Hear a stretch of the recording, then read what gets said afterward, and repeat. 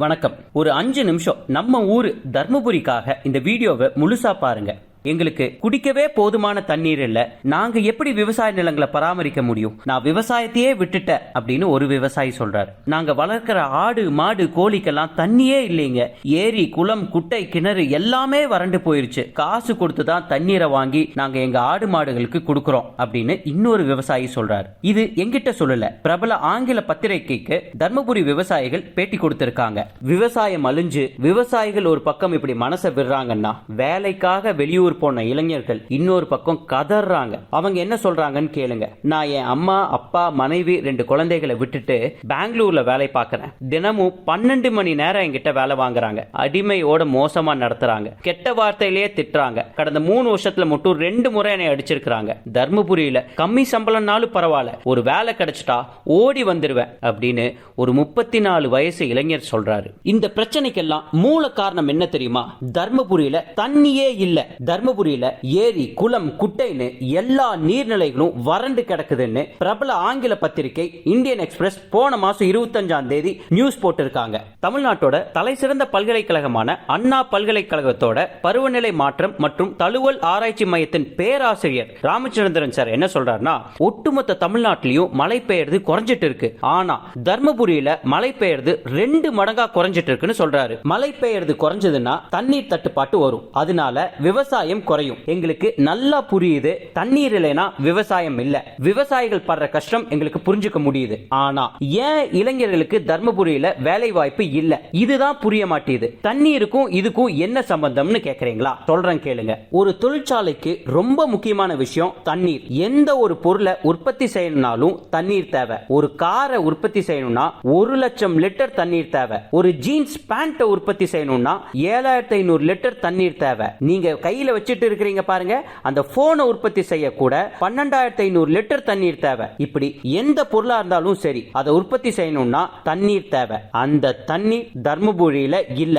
அதனாலதான் எந்த ஒரு நிறுவனமும் தர்மபுரிக்கு வரமாட்டேது. அதனால வேலை வாய்ப்பும் நம்ம இளைஞர்களுக்கு கிடைக்க மாட்டேது. உள்ளூர்ல வேலை கிடைக்காம நம்ம இளைஞர்கள் எல்லாம் பெங்களூர்ல இருக்கிற நிறுவனங்களுக்கு வேலைக்கு போறாங்க. உங்களுக்கு அப்போ ஒரு கேள்வி தோணும், அங்க நிறைய தொழிற்சாலைகள் ஐடி கம்பெனிகள் இருக்குதுன்னா அங்க நிறைய தண்ணீர் இருக்குதான்னு உங்களுக்கு கேள்வி எழுப்ப தோணும். ஆமாங்க, பெங்களூர்ல காவேரி தண்ணீர் கிடைக்குது. பெங்களூர் காவேரி ஆத்திலிருந்து 95 கிலோமீட்டர் தள்ளி இருக்கு. ஆனா தண்ணீர் ரொம்ப முக்கியம்னு புரிஞ்சுக்கிட்ட அவங்க அரசியல்வாதிகள் காவேரி தண்ணியை பம்ப் பண்ணி 95 கிலோமீட்டர் எடுத்துட்டு போய் பெங்களூருக்கு கொடுக்கறாங்க. இதுக்காக கடந்த 10 வருஷத்துல அவங்க எவ்வளவு செலவு பண்ணிருக்காங்க தெரியுமா?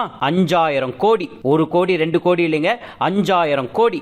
இது பத்தாதுன்னு இன்னும் காவேரிய தண்ணியை எடுத்து பெங்களூருக்கு கொடுக்க இந்த வருஷம் மட்டும் 5500 கோடி ஒதுக்கீடு செஞ்சிருக்காங்க. 95 கிலோமீட்டர் தண்ணியை பம்ப் பண்ணி எடுத்துட்டு போறாங்கல்ல, அதுக்கு மின்சார கட்டணம் எலக்ட்ரிசிட்டி பில் மட்டும் மாசம் 45 கோடி கட்டுறாங்க. வருஷத்துக்கு அது மட்டும் 550 கோடி. இப்படி தண்ணியை அவங்க அரசாங்கம் ஏற்பாடு செஞ்சு கொடுக்கறதுனால தான் அங்க அத்தனை ஐடி கம்பெனி கார் கம்பெனின்னு பல நிறுவனங்கள் வந்திருக்கு. காவேரி ஆத்திலிருந்து பெங்களூர் 95 கிலோமீட்டர் தள்ளி இருக்கு. அப்படி இருந்து கூட அவங்க அரசியல்வாதிகள் காவேரி ஆத்து தண்ணீரை கொண்டு போய் பெங்களூர் மக்கள் கிட்ட சேர்த்திருக்காங்க. இங்க எப்படி இருக்குன்னு பார்த்தா தர்மபுரி மேலேயே காவேரி ஆறு ஓடுது. இப்படி இருந்து கூட நம்ம அரசியல்வாதிகள் காவேரி ஆத்து தண்ணீரை கொண்டு போய் தர்மபுரி மக்கள் கிட்ட சேர்க்காம இருக்கிறாங்க. கேடு கெட்ட அரசியல்வாதிகள் ஒவ்வொரு வருஷமும் 100 டிஎம்சி உபரி நீர் காவேரி ஆத்துல இருந்து போய் வீணா கடல்ல கலக்குது. அதுல நம்ம கேட்கறது வெறும் 3 டிஎம்சி தண்ணீர் மட்டும்தான். இத பம்ப் பண்ணி தர்மபுரிக்கு கொண்டு போய் சேர்த்தாலே போதும், நம்ம எல்லா பிரச்சனையும் முடிஞ்சிடும். இது கண்டிப்பா நடக்காது.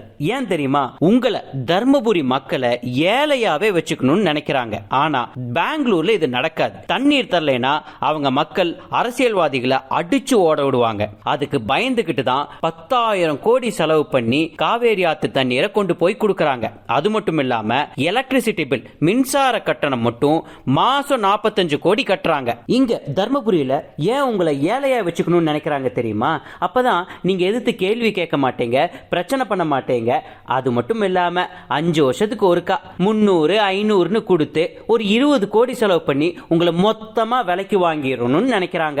நம்ம தர்மபுரி மக்கள் தான் இத பத்தி சிந்திக்கணும். நம்மளோட முக்கியமான பிரச்சனை தண்ணீர் தான். தண்ணீர் பிரச்சனையை மட்டும் தீர்த்துட்டோம்னா நம்ம ஊரையே மாத்திரலாம், செல்வ செழிப்பா மாத்திரலாம். மாத்தணும்னா வர 19ஆம் தேதி சரியான நபருக்கு ஓட்டு போடணும். வர தேர்தல்ல ஒரே ஒரு வேட்பாளர் மட்டும்தான். நான் இலவசம் எல்லாம் கொடுக்க மாட்டேன், ஆனா காவேரி ஆத்து தண்ணீரை உங்க வீட்டுக்கு கொண்டு வந்து சேர்ப்பேன், நம்ம நீர்நிலைகளை நிரப்புவேன்னு அடிச்சு சத்தியம் பண்றாங்க. வேற யாரும் இல்லைங்க, நம்ம பாட்டாளி மக்கள் கட்சியோட பெண் வேட்பாளர் சௌமியா அன்புமணி தான் இந்த வாக்குறுதியை தராங்க. உங்களுக்கு நல்லா தெரியும், பெண் சபதம் எடுத்தா கண்டிப்பா நிறைவேற்றுவாங்க.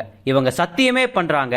அதனால நம்பி ஓட்டு போடலாம். பொதுவா அம்மா மனைவி அப்படின்னு பெண்கள் பேச்ச கேட்டாவே வீடு நல்லா இருக்கும். அதே மாதிரி தாங்க ஒரு பெண்ணை எம்பி ஆக்கினா நாடும் நல்லா இருக்கும். நம்ம காவேரி ஆத்துக்காக, நம்ம விவசாயிகளுக்காக, அடுத்த தலைமுறைக்காக, இளைஞர்களுக்காக, வேலை வாய்ப்புக்காக சௌமியா அன்புமணிக்கு மாம்பழம் சின்னத்துல ஓட்ட போடுங்க. தண்ணீர் பிரச்சனைக்கு 19ஆம் தேதி சரியான ஒரு முடிவு கட்டுங்க. முதல் முறையா ஒரு பெண் வேட்பாளர் ஜெயிக்க போறாங்க.